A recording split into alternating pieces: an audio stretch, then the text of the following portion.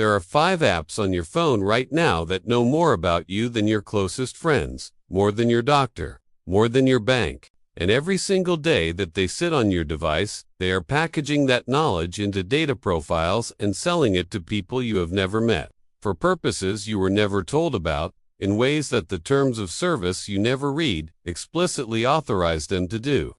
This is not about apps that got caught doing something wrong. This is about apps that are doing exactly what they were designed to do. The data collection is the product. You are not the user. You are the inventory. 5 apps. All of them are probably on your phone right now. All of them have been downloaded billions of times. All of them present themselves as tools that make your life easier or more connected or more entertaining. And all of them are running a data extraction operation against you every hour of every day that they remain installed. Here is what makes this different from the usual privacy conversation. This is not about hypothetical risks or theoretical vulnerabilities. Every app on this list has been the subject of documented regulatory action, published research, or confirmed data sales that were exposed through journalism or legal proceedings. The evidence is not speculation. It is public record. App number 1. TikTok. TikTok collects data at a scope and depth that has no parallel in consumer applications. Every video you watch, including the ones you scroll past after 2 seconds, is logged. Your watch time on each piece of content is recorded to the millisecond. Your scroll speed, your pause patterns, your replay behavior, all of it feeds an algorithmic profile of your psychological responses to content that is more accurate than anything a human analyst could construct manually. But the data collection goes beyond behavior. TikTok's privacy policy explicitly permits the collection of biometric identifiers, including face prints and voice prints. It collects your clipboard content, meaning anything you copy on your device while TikTok is open. It collects your precise location. It collects your device identifiers, your network information, and your contact list. The United States government attempted to ban TikTok, citing national security concerns about data access by ByteDance, TikTok's Chinese parent company. The concern was not theoretical. It was based on documented evidence that ByteDance employees in China had accessed American user data, including the data of journalists who had been reporting on TikTok. The app is a foreign intelligence collection operation running on the personal devices of over 150 million Americans. Delete it. App number 2. Facebook. Facebook's data collection model is the one that established the template every other app on this list follows.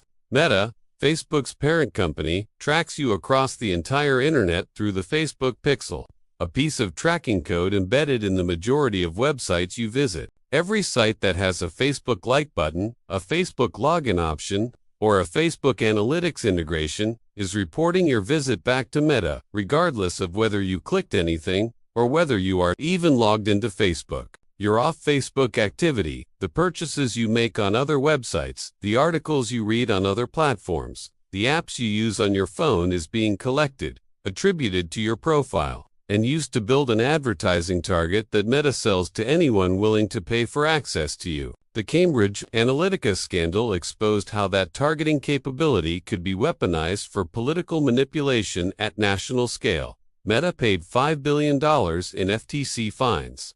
The data collection continued unchanged. App number 3. Weather apps. This one surprises people. Weather apps have no obvious reason to be privacy nightmares. They tell you whether to bring an umbrella. That should require knowing your location, returning a forecast, and nothing else. What most weather apps actually do with location data goes far beyond delivering forecasts. The Weather Channel app, owned by IBM, was sued by the city of Los Angeles for selling user location data to third parties, including hedge funds and advertisers, without adequate disclosure.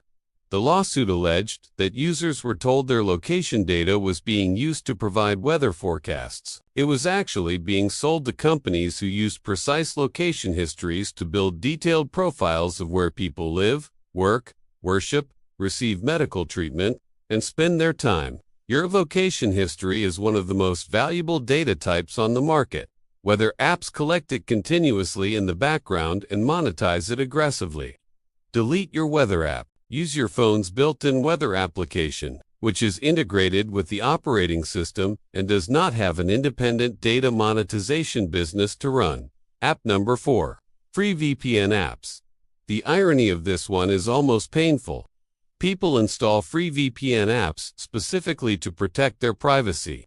They route their internet traffic through the VPN servers to hide their browsing from their ISP, and then the VPN sells their browsing data to the highest bidder. This is not a hypothetical scenario. It is the documented business model of the majority of free VPN applications. A VPN costs money to operate. Servers cost money. Bandwidth costs money. If the app is free and there is no subscription revenue, the operating costs are being covered by something. That something is your data. Hundreds of free VPN apps have been found selling user browsing data, injecting tracking cookies, and in some cases containing outright malware. The most dangerous part of a malicious free VPN is not just what it collects, it is the position it occupies. A VPN sits between your device and the entire internet. Everything you do online passes through it. A malicious VPN does not just see your browsing history. It sees your banking sessions, your passwords, your private communications, your health searches, everything. The app you installed to protect your privacy handed everything you were trying to protect to someone you have never heard of. Delete every free VPN app on your device. If you need a VPN, pay for one from a provider with an independently audited no-logs policy. App number 5. Period and fertility tracking apps. This category of app collects some of the most sensitive health data a person can generate. Menstrual cycle data, fertility windows, pregnancy attempts, sexual activity logs, physical symptoms, emotional states, all of it entered voluntarily by users who believe they are managing their health privately. After the overturning of Roe v. Wade in the United States, digital rights researchers and legal advocates raised immediate and serious concerns about what happens to this data in a legal environment where reproductive health decisions can have criminal consequences. The concern was validated when it emerged that several major period tracking apps, including Flow, which had over 100 million users, had been sharing user health data with Facebook and Google, despite explicitly telling users that their health information was private. The FTC took action against Flow. The data sharing was confirmed, and the users who had trusted the app with the most intimate details of their reproductive health found out that those details had been passed to advertising platforms with the ability to build targeting profiles around them. This data does not expire. It does not delete itself when the legal landscape changes. It sits in databases that can be subpoenaed, breached, or sold. For users in jurisdictions where reproductive health decisions carry legal risk, this is not a privacy inconvenience. It is a potential legal liability created by an app that promised privacy and delivered surveillance. Here is the pattern that connects all 5 of these apps. Every single one of them presented a service: entertainment, social connection, weather forecasts, privacy protection, health management, and used that service as the mechanism for collecting data that was then monetized without genuine informed consent. The terms of service technically authorized the collection, but terms of service that run to 50 pages of legal language that no user reads are not consent. They are a liability shield. The apps that deserve to stay on your phone are the ones whose business model does not require knowing everything about you. Apps that charge for their service instead of selling your attention. Apps that are open source and independently audited. Apps that have no financial incentive to collect data beyond what the service requires. Everything else is a surveillance tool wearing a useful app's clothing. 5 apps. All of them probably on your phone right now. All of them leaving today. The question is not whether you can live without them. The question is whether you were ever really living with them, or whether they were just living off you. Delete them.